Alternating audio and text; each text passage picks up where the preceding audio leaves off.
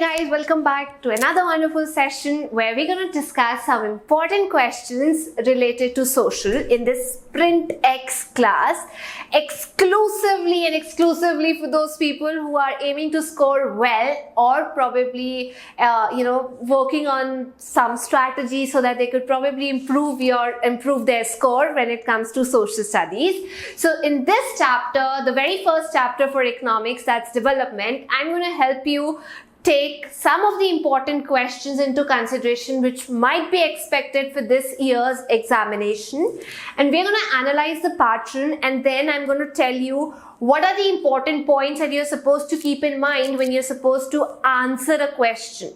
Okay, sir. My name is Ashpreet, so without any further ado, let's get started with the question answer discussion.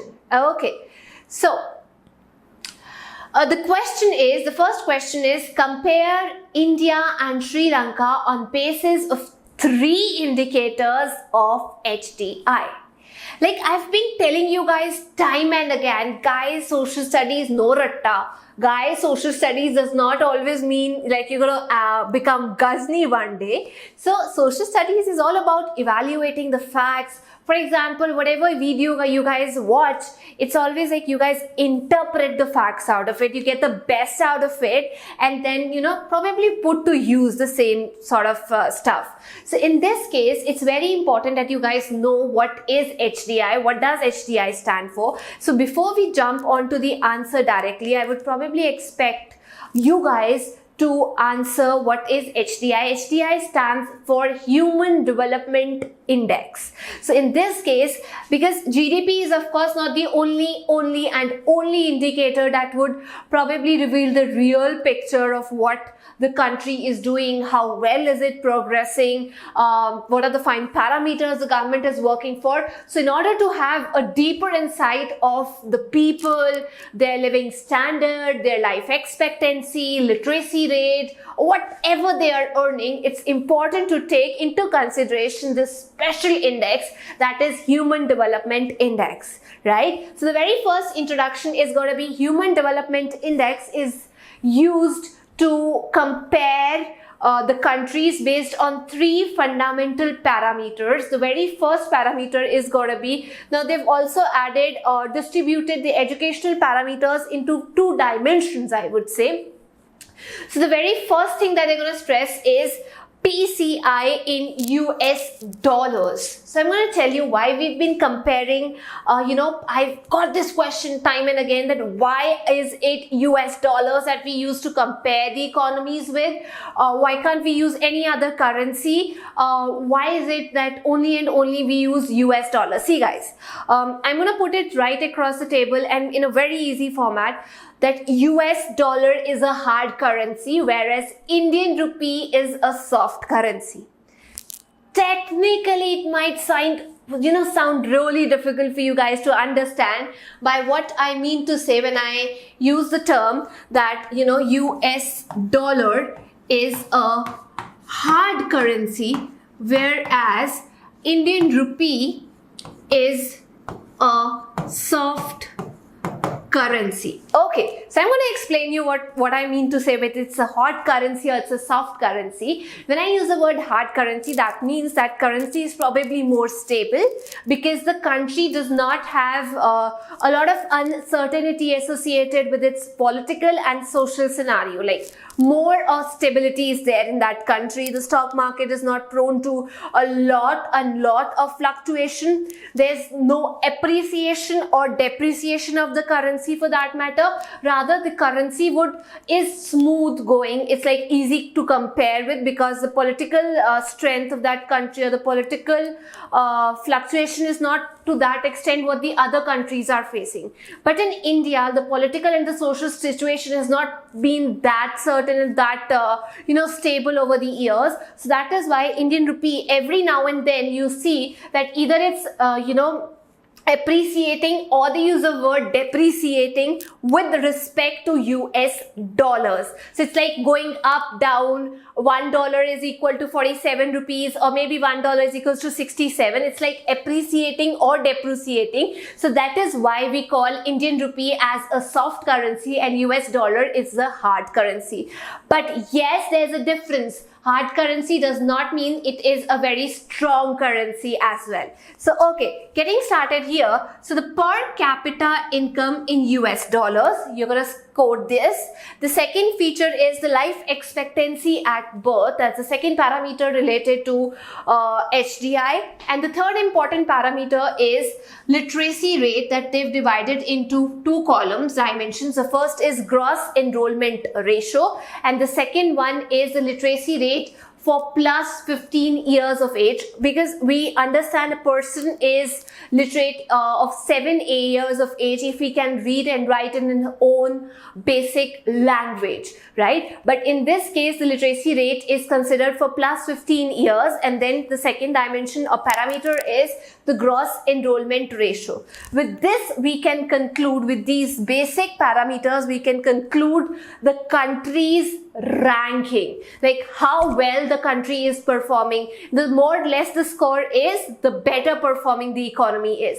For example, in this case, if I talk about Sri Lanka, let's say score is 93 and India's score in 2004. So the HDI index is like, they come up with this index, they change the parameters, they change the figures, and then a new index is released every year. So you've been asked to answer the HDI for 2004. So you're going to start with HDI stands for Human Development Index.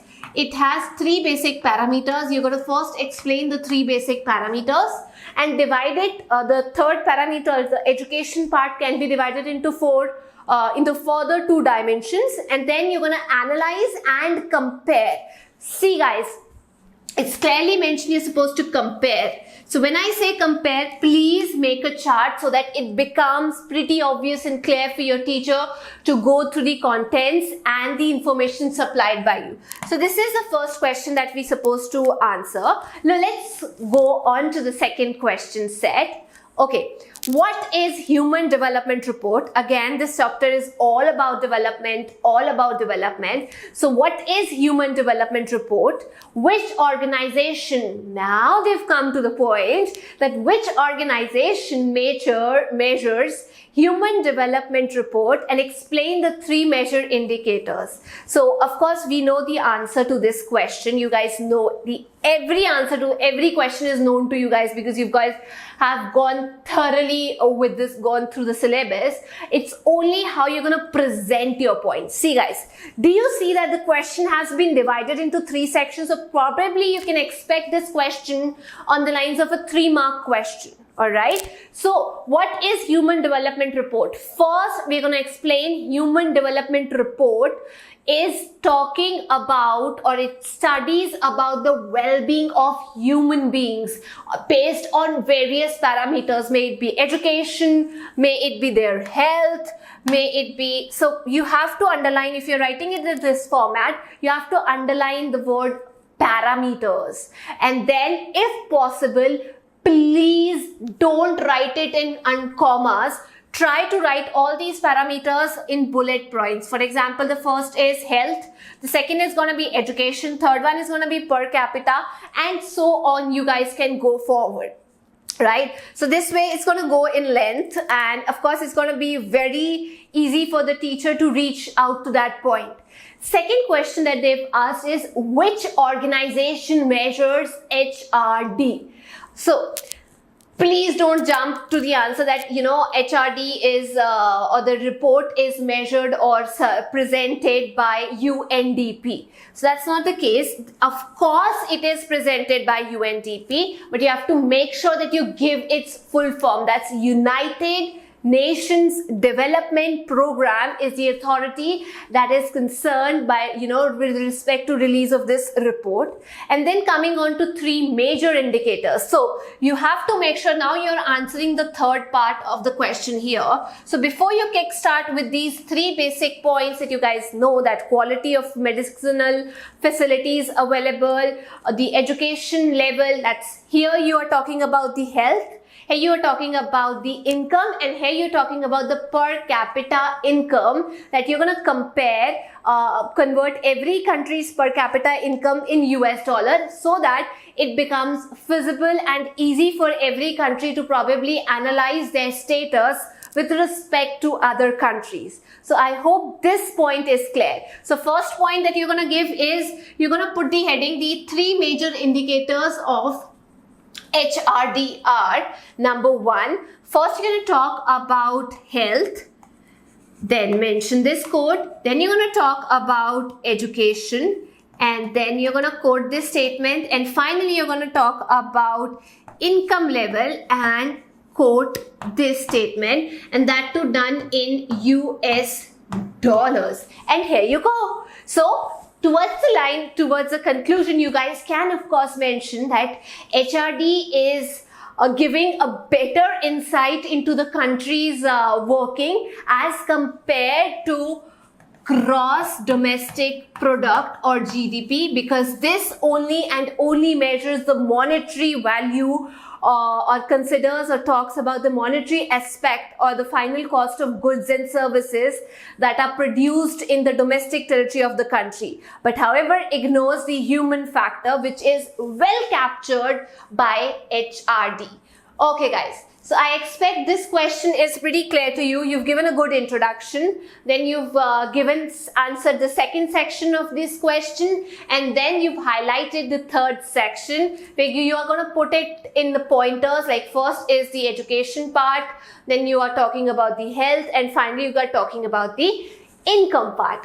Okay, so on that note, let's jump on to the very next question, that is, I have, reframed the question in different formats so that it becomes easy for you to analyze how the same question can be asked in different forms. So the very first form, the question, I've written an or right here. Okay, so the very first is, in what respects is the criteria used by UNDP for measuring development different from the one used by World Bank? Now here I'm going to tell you that yes, this is the same bank that was once known as IBRD. Oh, it's B. International Bank for Reconstruction and Development. So this is the same bank that we study in history. The second form in which the question can be asked is, what is the main criteria used by World Bank in classifying different countries? So let me tell you what's the basic difference. See, if you talk about UNDP and if you talk about, let's say, HDI.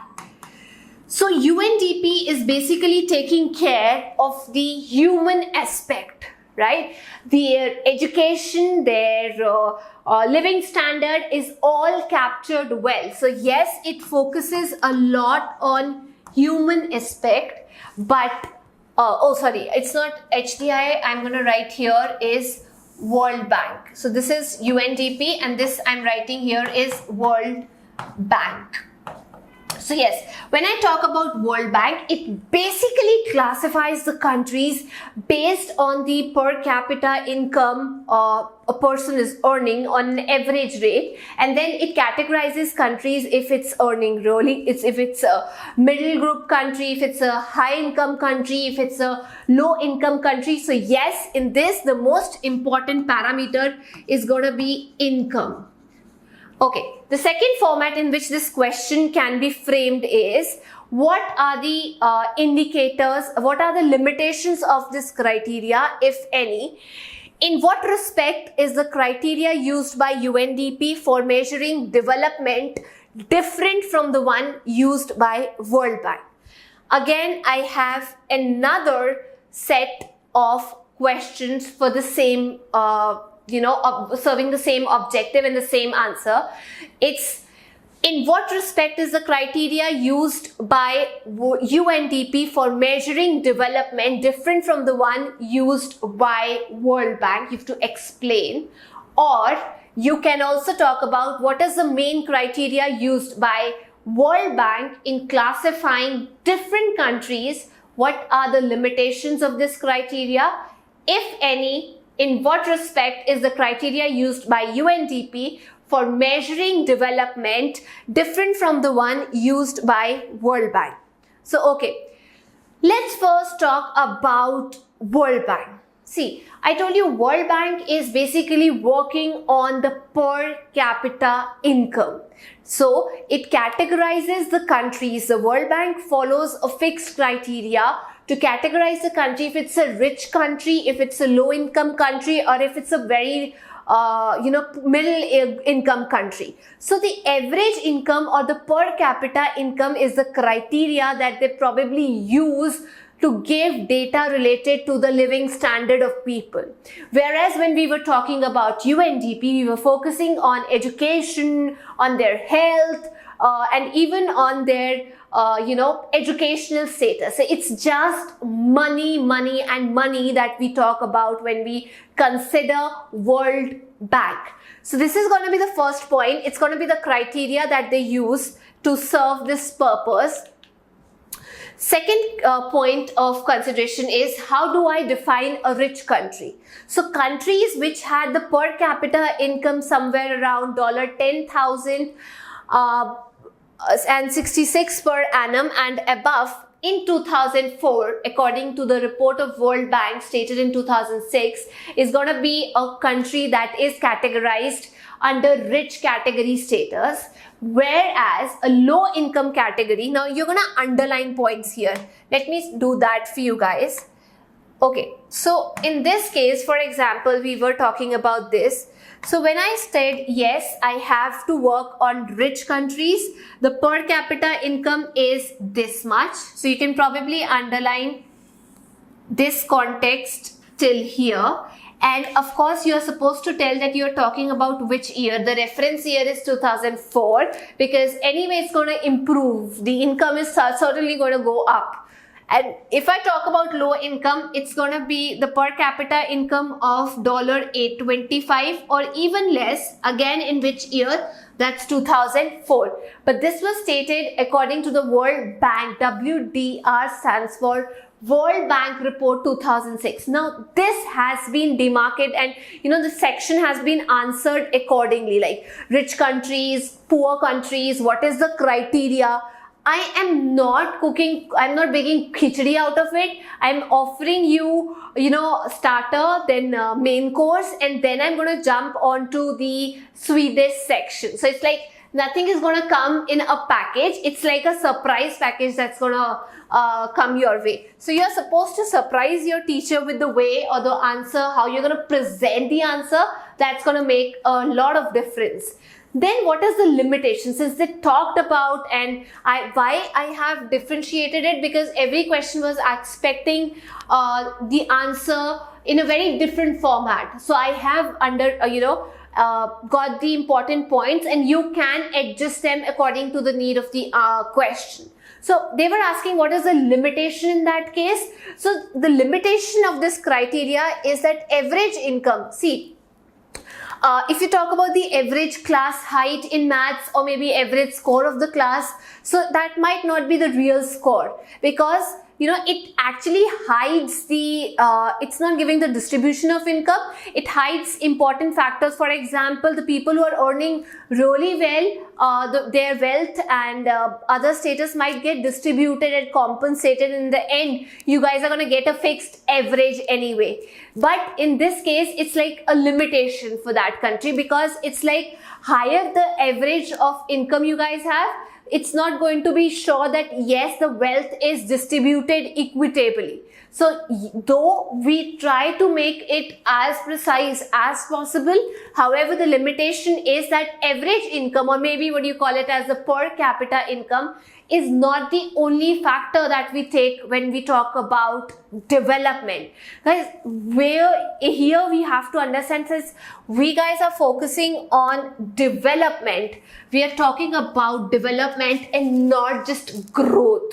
So when I talk about, let's say, growth, and when I compare this to development, so development is a very broad, I would say, term, whereas growth is a very narrow term.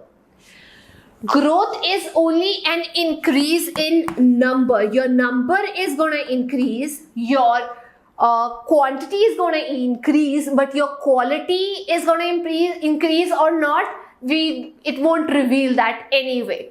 However, when I talk about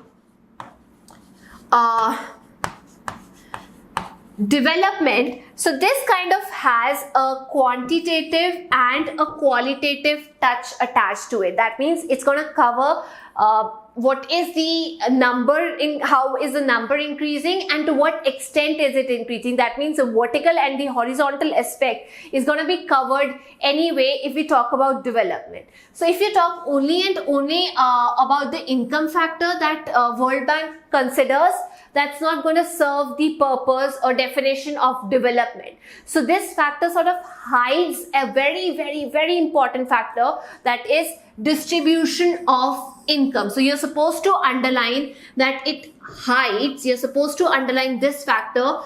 It hides other important factors like distribution of income, which also affects, the development.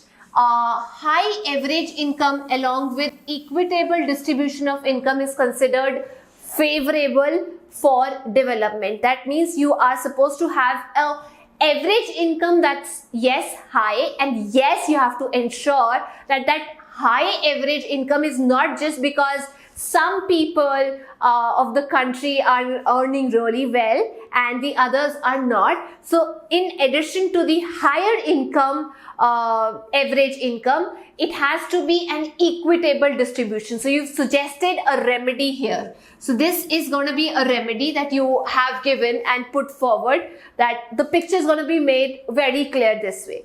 So, and talking about the second criteria that's used by UNDP for measuring development, it focuses on, like we've talked in the previous two questions, it focuses on Human Development Index, like that is the simple average of three indices, that's longevity, knowledge or education, and the per capita real GDP, or maybe per capita income of a country compared in US dollars.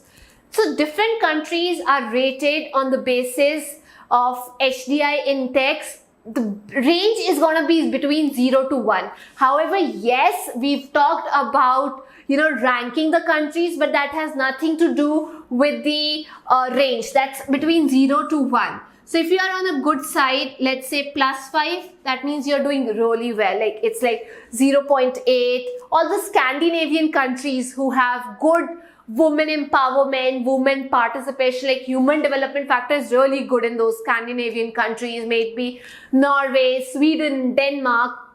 So if you're touching 1, that means you are doing really good. However, if you are just below the 5 scale, that means there's still scope of improvement. You need to work on your human aspect, and you need to convert that human people, like humans, as a resource. Okay, so on that note, let's get started with the next question for this. So the next question is, now they've asked to explain, the very first part that they've asked for is explain the term sustainable development. Okay, so I know it's like you're going to start a sustainable development, this. Please guys, read the question carefully. So they've asked to explain the term. So of course you're going to start it anyway, that yes, sustainable development and then you're going to give the point. It means there's, equitable distribution of resources. Resources are conserved for the future generation. We've, not borrowed it. We've not inherited our resources. We've just borrowed it. We need to pass it on to the future generation. Second part that they've asked is that you have to suggest. So just underline this. They suggest 2 measures to ensure sustainable development. So you have to suggest 2 measures to work on it. So let's look how the answer is supposed to look in this case. So sustainable development is important for development because, so you have to tell them why is it so important to have sustainable development. Now, intentionally I've skipped the definition because you guys are pretty much aware of the definition that yes, sustainable development was also being talked about in the Rio de Janeiro Earth Summit that took place in Rio de Janeiro, Brazil in the year 1992. So they wanted to make sure that you utilize the resources, you make optimum utilization of the resources, but at the same time you respect the future generation and you sort of conserve these resources to serve the needs of the future generation. That is sustainable development. And then you've been asked to explain or suggest 2 measures that in which way you can ensure sustainable development. So the very first point, you guys have the basic knowledge, is about protecting the people against pollution. That means you have to ensure that there is quality of life and health. So you can start your answer by putting this point across, that rather than just jumping onto point like this, like protecting the people against pollution, ensuring their quality of life, you can put forward like sustainable development means quality of life and health, and then start with a point like this. In second case, you can also start that you can conserve the environment and then respect the flora and fauna, because many animals are going on to that extinct version, vulnerable section. So it's like protecting the environment yet taking out the best out of it. And third is raising the standard of living of the existing population. You have to raise the standard, you have to make it more sustainable, but at the same time you have to respect the mother nature also for the resources that they are offering you. Okay, so that is all how you're going to answer this. Before you answer and jump onto the measures that you guys know, please do mention about Rio de Janeiro Summit in 1992 that talked about sustainable development. All right, guys. Let's jump to next question. Now, the basic question is, what is meant by economic development? And the second part to this is, what are the 2 bases of measuring economic development of the country? Now, you have to understand they've divided the questions into 2 sections. So what is economic development and what are the 2 bases of measuring economic development? So first I'm going to explain you economic development. Basically, what does it mean? It means that yes, the rate of production is going up with the increase in population. That means, this sort of process makes everybody's life in the country better by increasing the type and quality of resources and services that they are offered, or maybe giving them a wider options to select from, to go on for. So that is when you talk, yes, in economic terms, we are doing really well. So that is how you're going to define what do you understand by economic development. So you've already answered the first part, that's economic development. Please ensure that you have to underline this point, that economic development means the rate of production must be faster than the rate of increase in population. It's a very, very, very important definition. Since you're talking about economic development of the country, that means you're talking about the improving their standard of living, the quality of choices, meaning they're making their life more purposeful. Now you're going to jump onto the second section, that the two bases of measuring this development is, the very first is national income and the second one is per capita income. So you consider every person, how much the person is earning on their own, and what is the national income. So national income is going to be the total income of the country that it probably makes in an year, or maybe a financial year, or maybe an accounting year. So that national income is generally accounted from 1st of April and goes up to 31st of March, that we consider as it to be the financial year.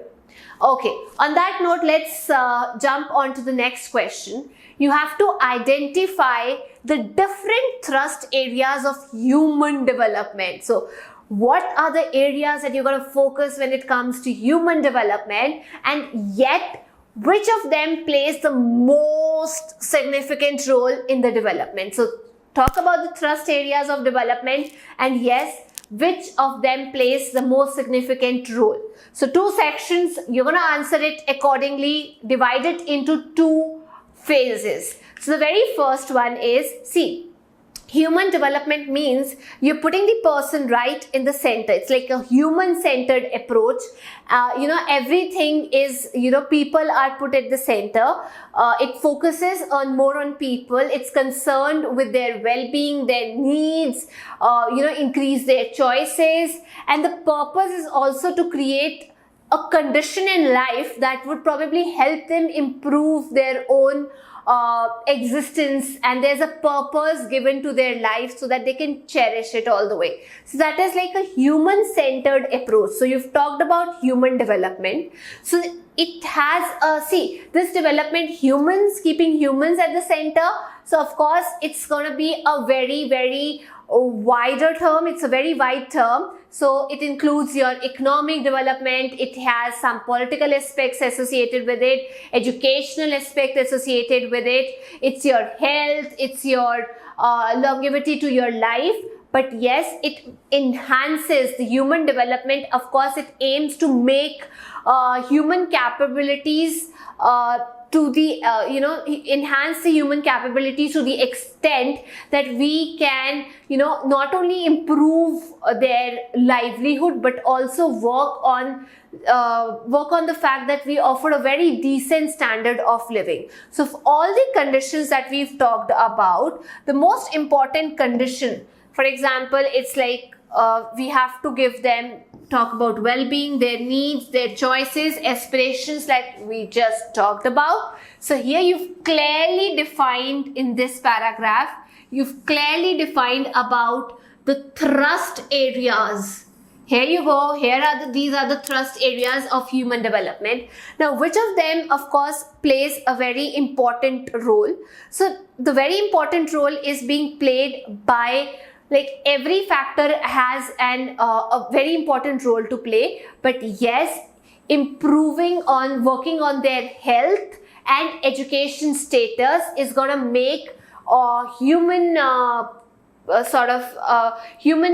being get converted into a human resource. So it's not only working on their livelihood, but also you have to ensure that there's a decent standard of living associated with them. All right. So on that note, let's jump on to the next question. That is, why is sustainable development essential for economic growth? Now, they've combined the two aspects, and here they're going to check your knowledge if you're aware of what you understand by sustainable development and then what you understand by economic growth. So you have to give two reasons to substantiate your answer. So let's see how the answer is going to look.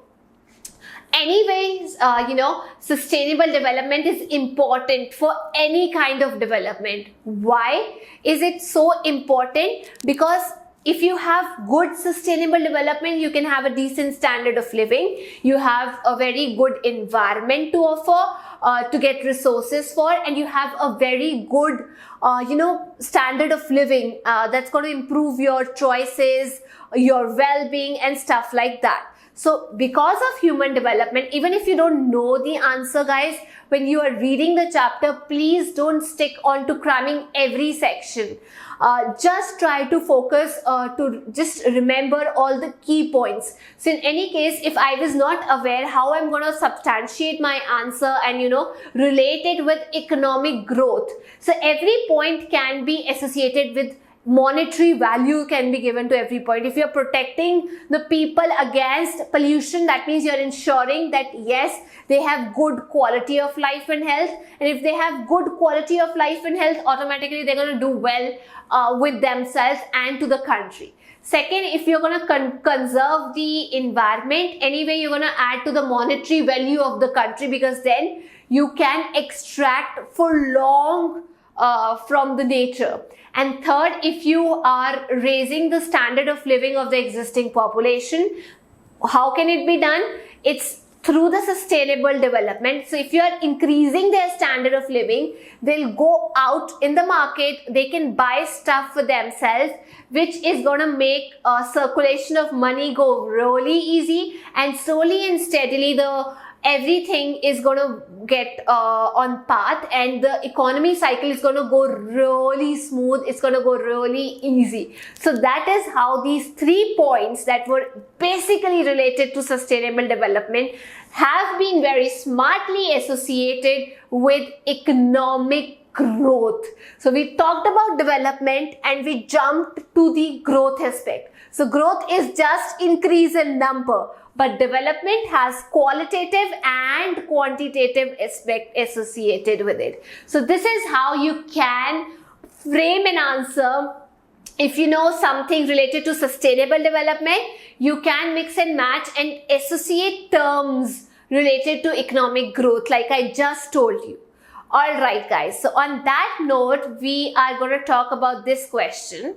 So here they've asked that you have to list a few examples of environmental degradation that you may have observed around you. A very, very easy question. I probably expect each one of you would be able to answer.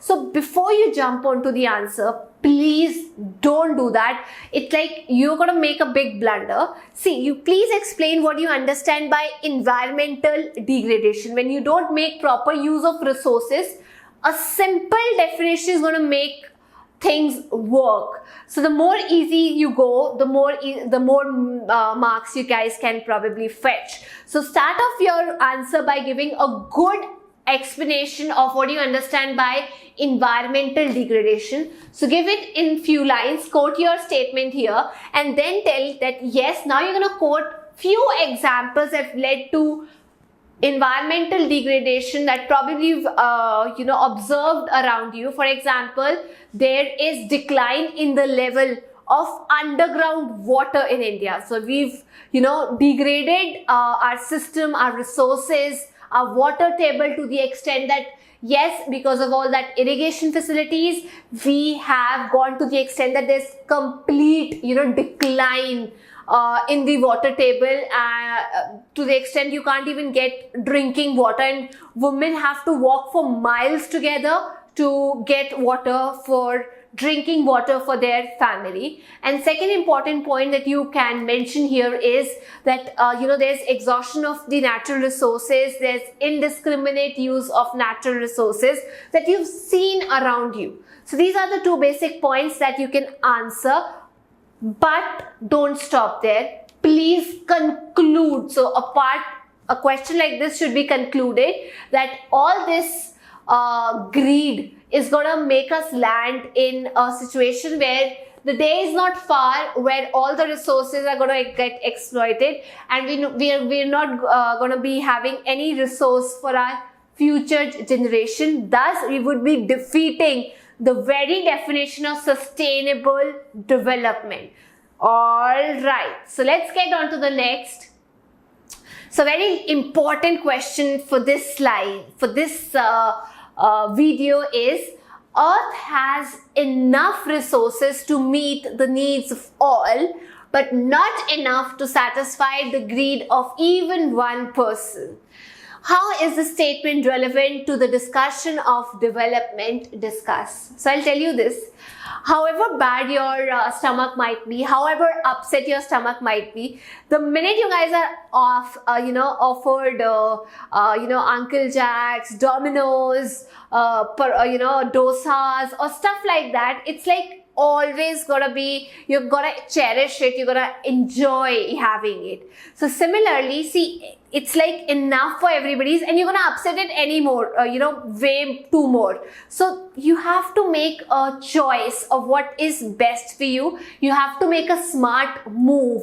So in this case, when you have to discuss something like that, see, you have to start your answer with a very, very important statement that human wants and aspirations are unlimited. This is going to be the key opening statement. So please avoid framing and writing the same statement over and over again. Nobody's going to like it, nobody's going to appreciate it, and nobody's going to give you credit for that. Right? So try not to do that Earth has enough resources and this and that. Just start with the point that you probably feel is very important. In this case, what key pointers you guys can add is, for example, human wants are and aspirations. We've got unlimited aspirations. Everybody wants to score 100 on 100 in social studies, 100 on 100 in science, 100 on 100 in maths. It's like unlimited aspirations that we guys have. So but however, the resources in the nature, they are limited, and we need to satisfy our needs with that limited set of resources that we have. So though Earth has provided, Mother Nature has provided us enough resources, but now because we've become so greedy and want to go on for the progress, development of the country, that we hardly think that we are involved into deforestation or destructive activities. We are using the resources in an irrational manner. So if these sort of things continue, the day is not far when the availability of resources is not going to be there, and their use is going to get less productive. They're anyway going to get less efficient. So if human beings have to ensure that the future generations get their due share, their due credit for the resources. So you've talked about the problem, you've addressed the problem, and then you're going to suggest a remedy for the same. So the remedy is going to be, in the last paragraph, you're going to explain the remedy. Please make sure that you end your answer first paragraph here and kickstart with the remedy here, that with the next line, that if human beings keep a check on their uncontrollable demands, the manner in which they're using the Mother Nature, our Earth has plenty, it has plenty of resources to meet their needs, but certainly we don't have enough to meet their greed. So this is going to be the concluding line. I told you have to open an answer with a good statement, give the body structure. If possible, please write these points in bullet. Frame a new bullet point for every point.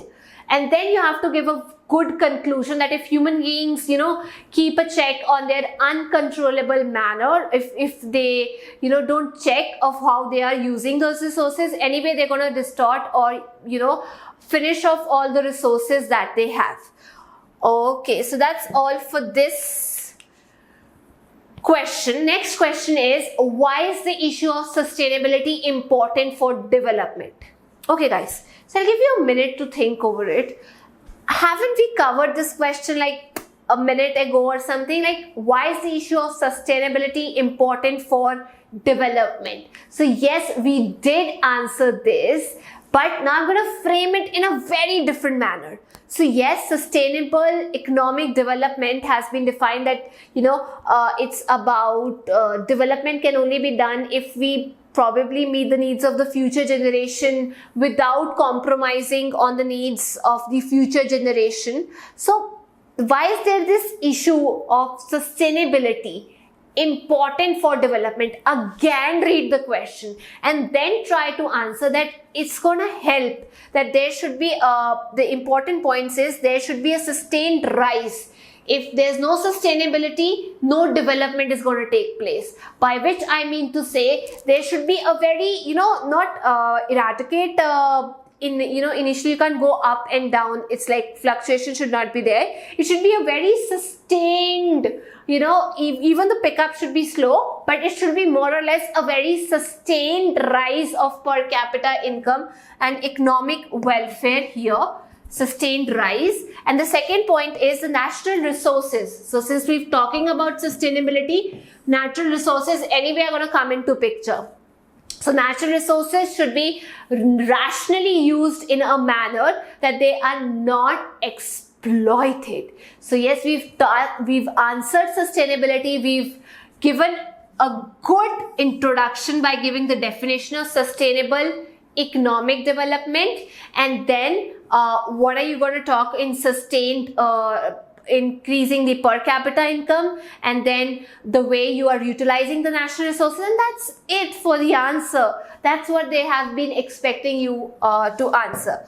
Okay, so jumping here to the concluding statement. So guys, the PDF for this is available on our app. And the link to the app you guys can get it from the description box down below. So I would like to thank you all for joining this session. I hope this was really useful for you. It would probably help you answer well in your CBSE exams. By downloading the video link, you're going to have a free access to the PDF. You're going to ask queries and we're going to answer them. And you're going to have access to videos also. So please download the app down below given in the description box. Until we meet next, thank you, take care, stay healthy, stay hydrated and study hard. Bye-bye guys.